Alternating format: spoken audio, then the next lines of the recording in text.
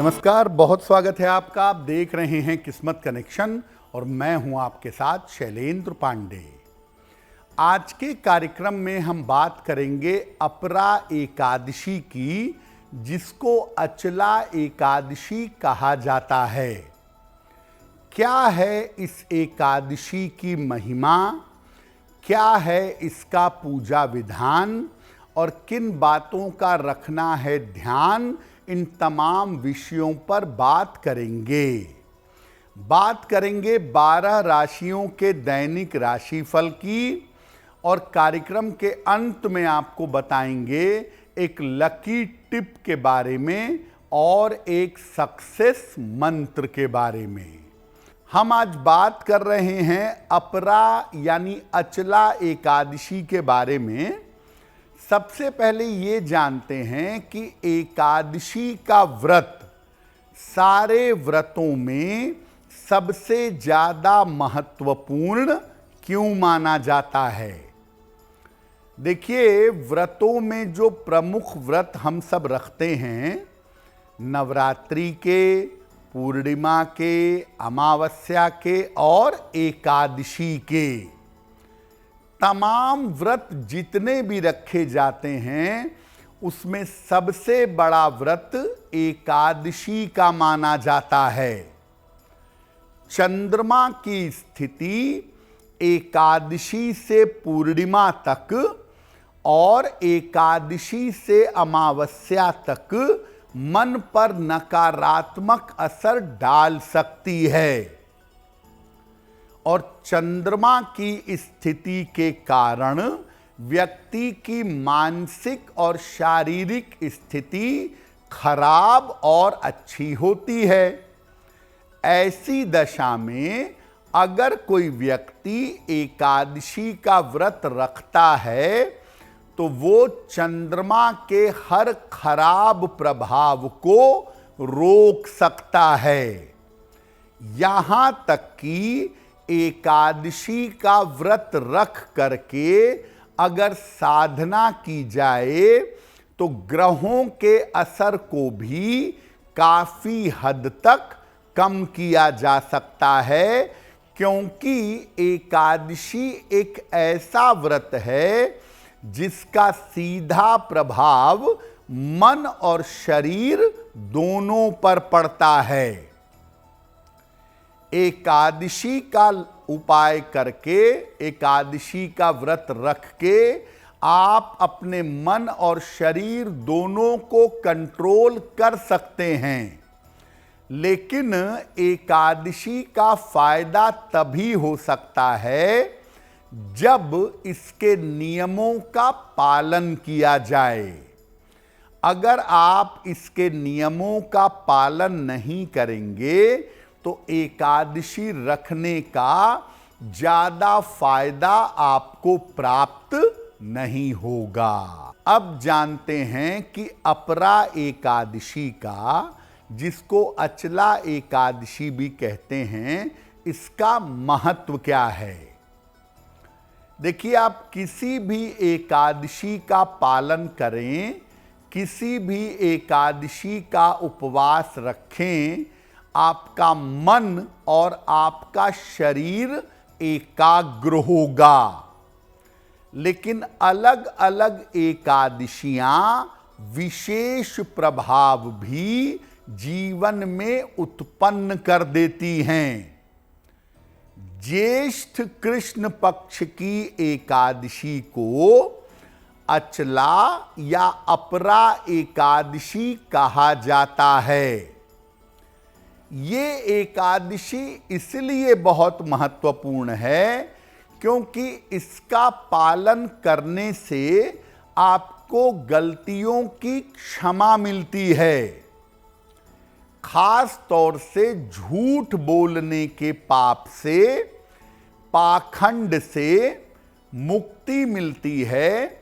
और अगर आपने कोई गलती की है जीवन में तो उस गलती की क्षमा मिल जाती है अगर आप अपरा एकादशी पर व्रत रखकर साधना करते हैं। अपरा एकादशी के व्रत के प्रभाव से व्यक्ति का नाम और यश बढ़ता है और इसके प्रभाव से इस व्रत को रखकर प्रार्थना करने से व्यक्ति के पितरों की आत्मा को शांति मिलती है। अपरा एकादशी का पालन अगर ईमानदारी से किया जाए, व्रत रख के उपासना साधना ध्यान किया जाए, तो ये व्रत व्यक्ति के संस्कारों को शुद्ध कर देता है। इस बार जो अपरा एकादशी है यानी अचला एकादशी है, वो 13 मई को है।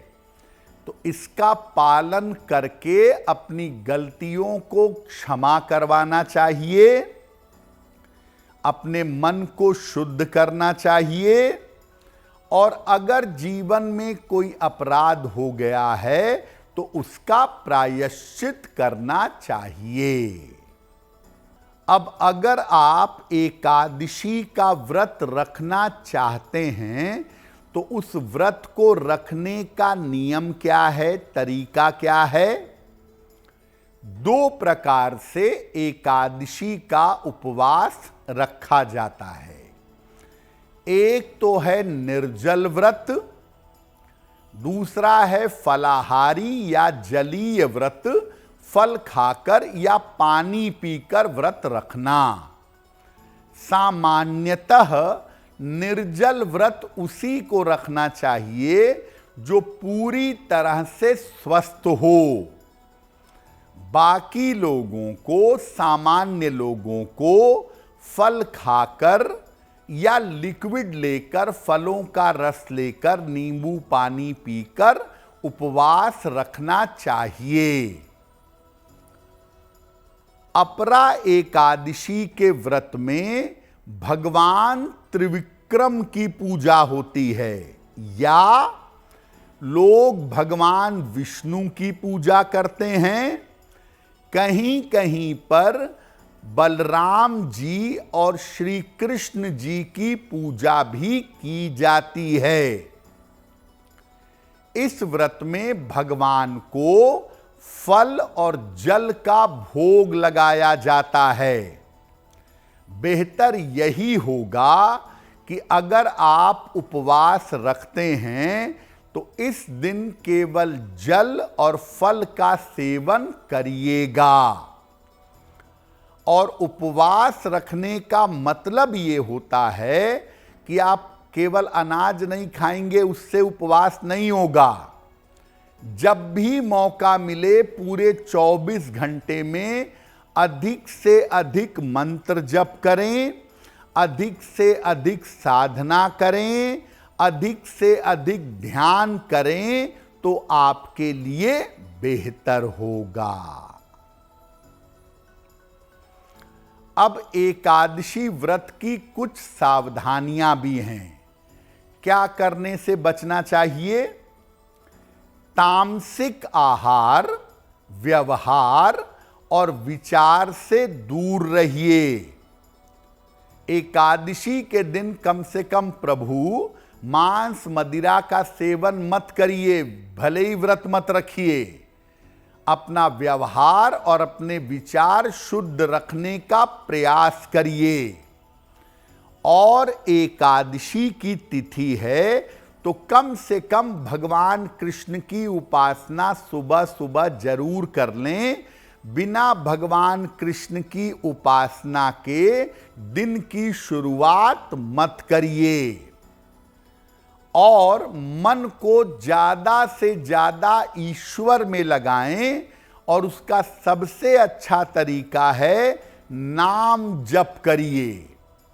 भगवान के जिस स्वरूप के प्रति आपकी सबसे ज्यादा श्रद्धा है, उनके नाम का निरंतर जप करते रहेंगे तो आपका मन ईश्वर में लगा रहेगा। अगर आपका स्वास्थ्य ठीक नहीं है तो उपवास मत रखिए। शुद्ध सात्विक भोजन प्याज लहसुन भी ना हो, सात्विक भोजन खाइए और प्रक्रियाओं का पालन करिए, यानी भगवान विष्णु या भगवान कृष्ण की पूजा करिए, मंत्र जप करिए, स्तुति करिए, ध्यान करिए, आपको लाभ होगा। अगर आप मुझसे जुड़ करके अपनी समस्याओं का समाधान चाहते हैं और चाहते हैं कि आपकी समस्याओं को ज्योतिष के माध्यम से सुलझाया जाए, तो आप हमसे संपर्क कर सकते हैं, जुड़ सकते हैं एस्ट्रो तक पर।